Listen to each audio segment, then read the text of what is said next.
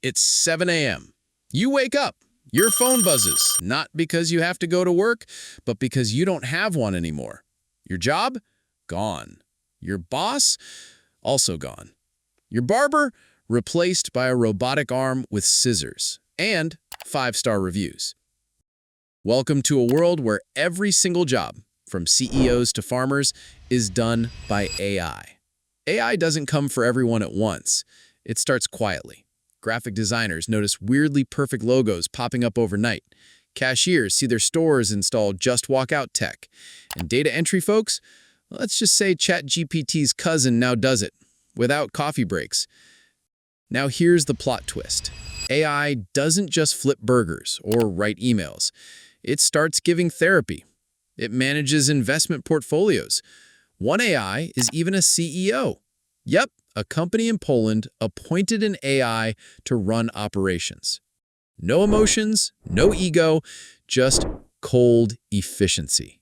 But can AI really do everything? Not yet.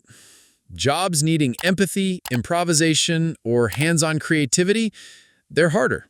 Think therapists who pick up body language, or kindergarten teachers with 20 chaotic toddlers, or politicians pretending to care. With millions unemployed, governments start to panic. Job loss drops, recession risk. Solution? Universal basic income, free money to survive. But where does that money come from? AI-generated profits, taxes on robot labor, or magic? But maybe it's not all bad. With AI doing the boring stuff, humans are finally free. Free to make art, solve climate change, or just chill. We go from employees to creators, from 9 to 5 to 24/7 purpose. So here's the real question.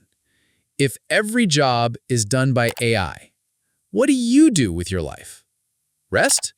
Build something new? Or create jobs we've never imagined? The machines may work, but only you can dream.